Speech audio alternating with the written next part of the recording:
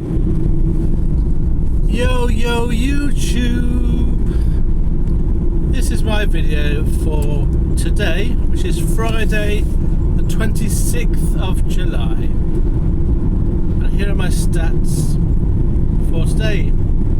Based on an average fuel price of 13.61 pence per mile, I've driven 420 miles today, 420. I've worked for 12 hours and I've earned a total gross from 2 CX jobs of £260, 260. My fuel today is £57.16, 57, which means that my net earnings today after fuel comes to £203, 203. Right, so let me tell you about today. So my last video would have been around about a week ago on Monday, and in the interim I've had 5 sessions of dialysis, and last week I had a cold, which meant that I was feeling very sorry for myself. So what with the cold, being bunged up, lack of sleep, and the sort of first few sessions of dialysis, I was feeling quite down. I had an appointment on Monday to see to have a scan done, so I couldn't really work on Monday. And Wednesday I didn't really feel quite up to it. So today is really the first day that I felt able to get back on the road, and I was really looking forward to it. So in preparation for this, while I was sitting in my dialysis unit yesterday afternoon, I was bidding on jobs for today, and I made a slight error, but I'll explain why that happened. So the job that I got in the end was from Peterborough to Southampton, and it's a 9 o'clock pickup. It's 170 loaded miles, and it's for a short wheelbase van, and I bid £140. Now that was too low because I thought it was a different job. And if you go back half an hour from when I got that call, so I didn't realise that it was a short wheelbase van until I got given the job, because half an hour earlier there was a job from Peterborough to Southampton for a small van, 163 loaded miles, and I bid £150, 150 on that job, and didn't get it. And then when the job came up again I thought, with a different shipper, so I had my original bid on, and I thought the second job was the same job. So I thought, well, I'll stick on a bit less, and a bit on 140. And it wasn't until I then received the job, and then I looked at it this morning, I realised it was a different job completely. It was 7 extra miles, and it was actually for a short wheelbase van, not a small van. But I was pleased to get a job, having had been off work for so long. So I wasn't too bothered about it. And I had a plan. My plan was to deliver my load in Southampton, find a job taking me to Birmingham, go see my mum, pick up some boxes for my daughter, because she's moving into a new accommodation on Monday, and the boxes are in storage at my mum's house. And I thought I'd drive back home, and then on Monday take the boxes up to my daughter. As it was, when I was on my way, so that was my plan, but I didn't go to plan in the end. So I left the house at 8:05. I arrived a bit earlier, 8:45, to the pickup point in Peterborough. That was 21 dead miles from home, about 35 minutes journey, in theory at least. When I arrived, I had to go onto this manufacturing site, quite an old-fashioned site.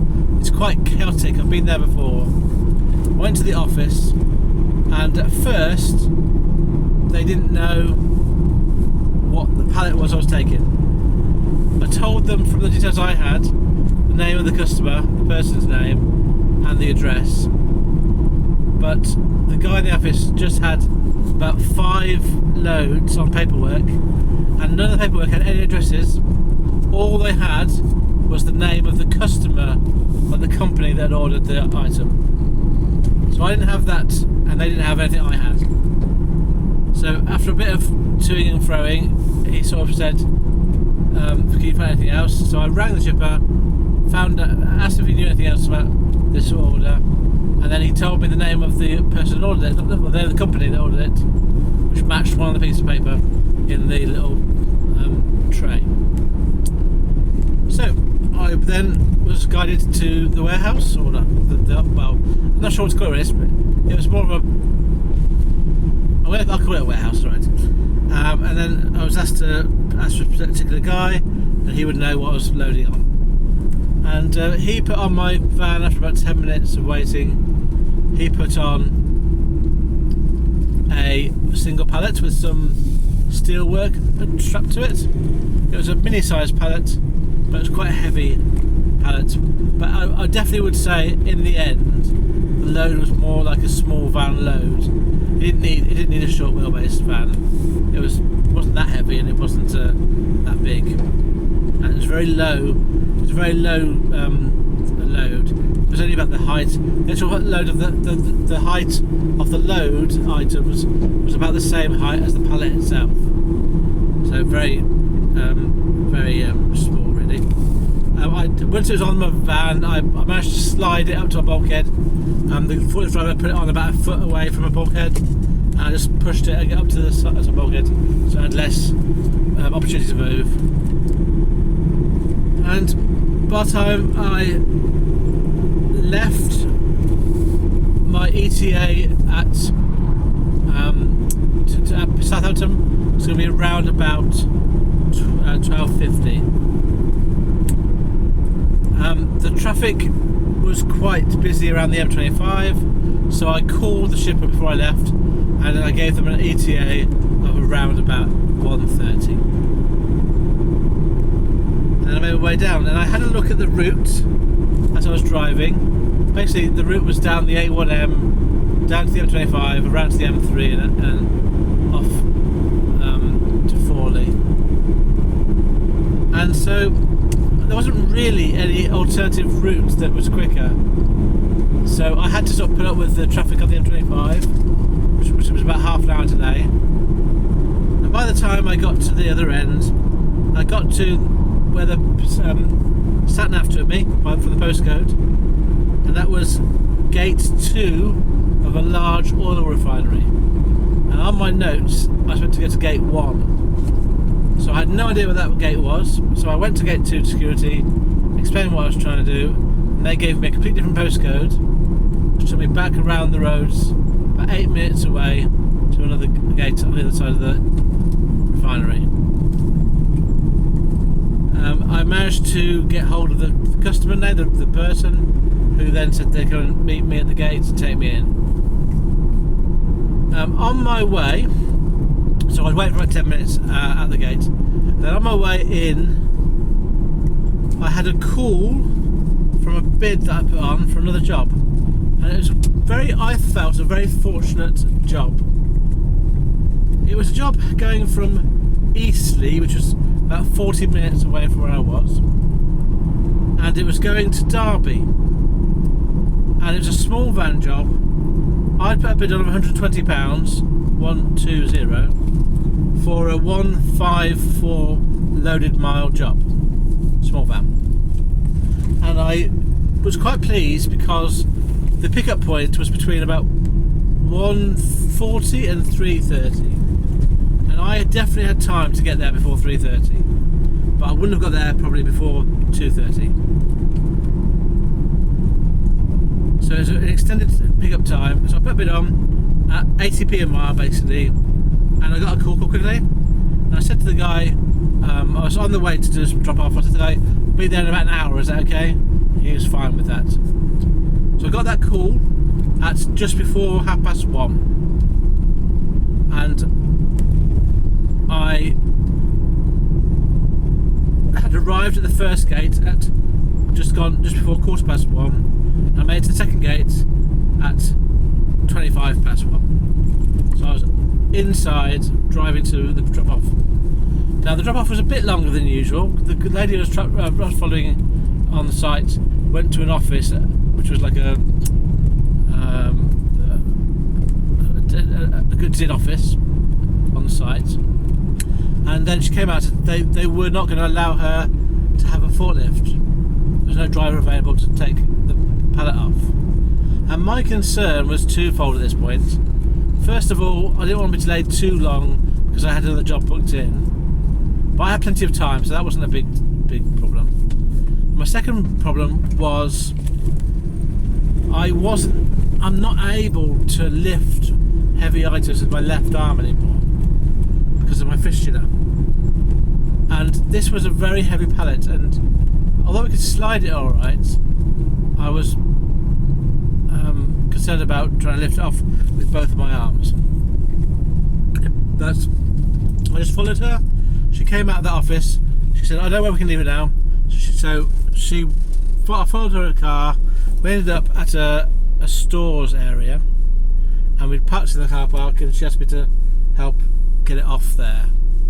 And I was looking around. There was a couple of broken pallets around. I thought we could just put those pallets next to my van and drag it on top of it. That'd be really good of doing it. But luckily there was a better solution. There was one of her colleagues came to help us. He was a young, tall, muscular lad, and he took the heavy end of the pallet and dragged it off my van, and and the lady next who showed me there took the light end of the pallet, and I just used my right arm to lift it, and we lifted it onto the floor. So in the end, all sorted out without too much hassle.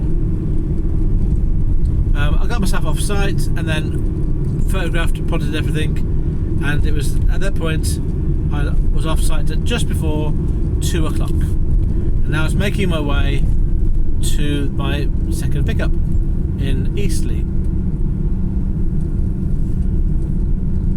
And I arrived at that particular point, at that site, just a tad before 2:30. I had to wait around for a bit while they sorted out what we were doing. I was taking one pallet that was going as air freight to Dubai, and I had to just double check, I had the right stuff, to sign into paperwork, and then they led me up. So by the time I left, it was 2:43. And when I put the directions to the pickup, drop-off place, it said 3.5 hours, and there was delays on the road at Branbury, Oxford, and at Loughborough. So I just rang the ship up and said my ETA is going to be around about 6:30. My sat nav was saying just before 6 o'clock. Thought down about half an hour just in case. And then I made my way towards Derby.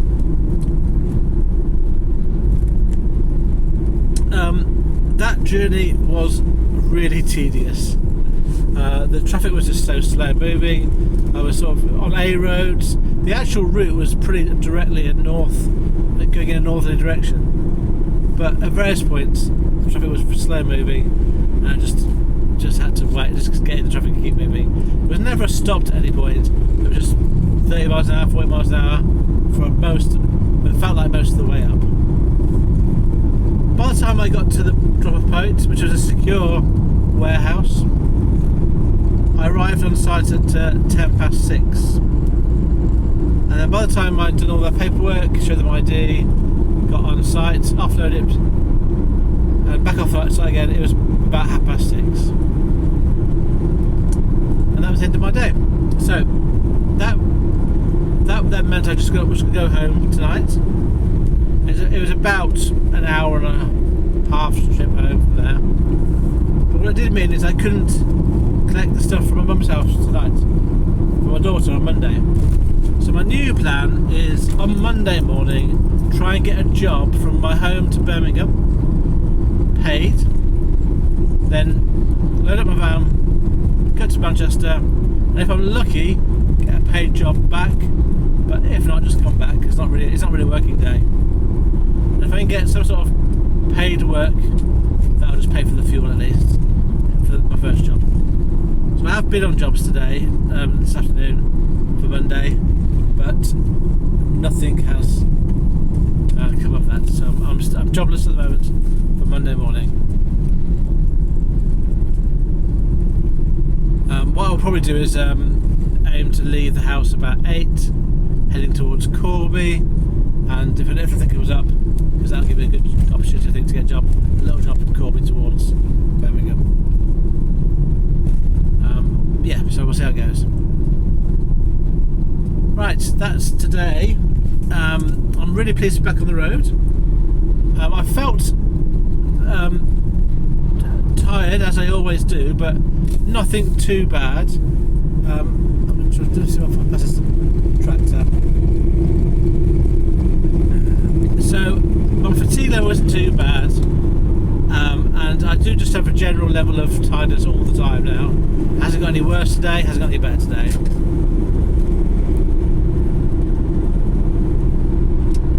Right, so I will briefly fill out a couple of the gaps in the last sort of 12 days or so when I've been off working.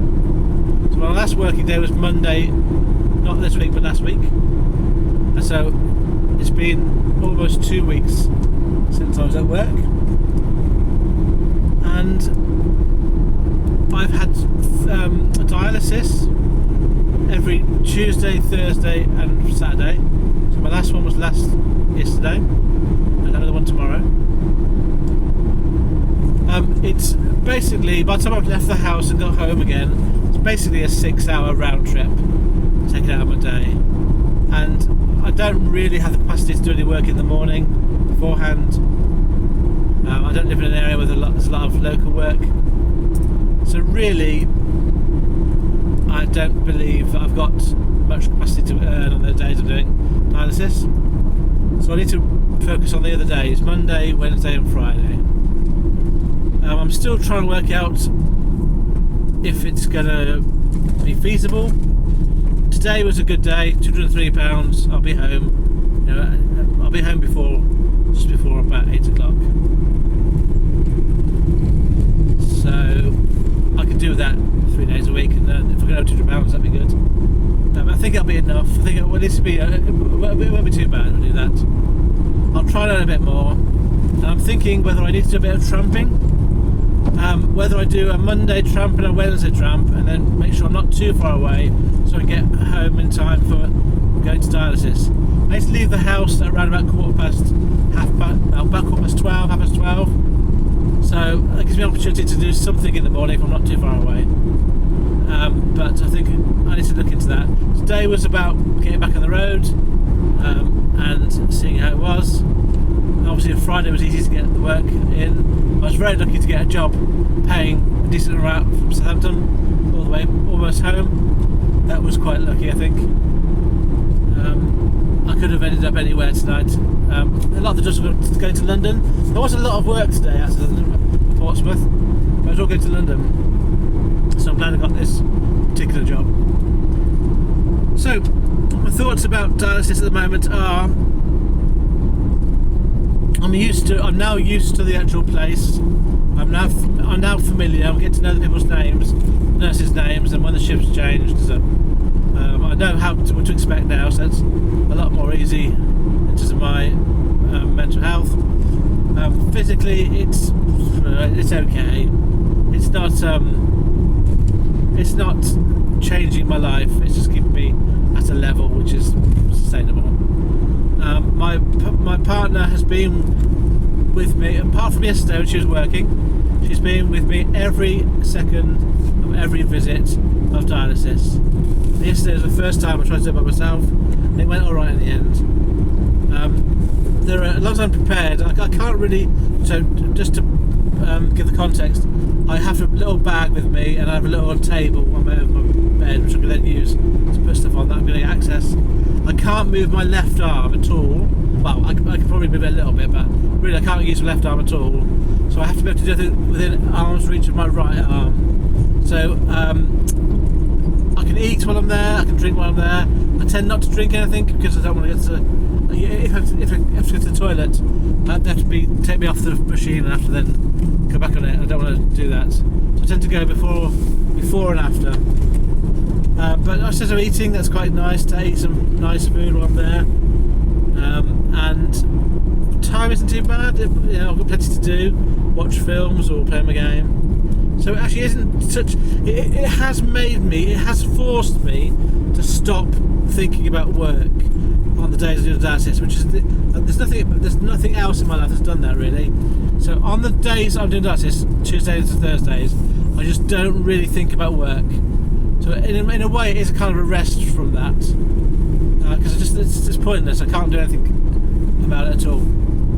I did think about work for yesterday, but that was a different thing. So basically, it's kind of an enforced way of not having that in my head. In terms of just how I feel, I don't feel any different at the moment. I'm hopeful that I will get a little bit better, feeling a little bit less tired, be able to walk a bit more. But that's a long journey yet. I think the last thing I want to say about this is I had a cold last week, and the combination of having a cold, not sleeping very well, having really bunged up nose, and the first full week of dialysis was really stressful for me. I got quite down about the whole thing and negative. And I did remember a comment I got from my last video from a guy, I'm not going to name them, but a guy had put on a long comment, the gist of which was, and they did mention sort of staying positive, having a positive mental attitude. And I did remember that comment, and I thought, that is correct, I agree with that comment. Right now I don't feel it, but I do know it's the right thing to do. So thank you to that guy who put that comment in. It was just timed very well for me, and I am going to try and be positive, but it's reality, isn't it? Sometimes reality isn't that positive, but I think it would make a difference to at least try and maintain a positive attitude towards it, not to get too down, too negative. Right, thank you very much for listening to my video, and I shall see you next week. Farewell, friends.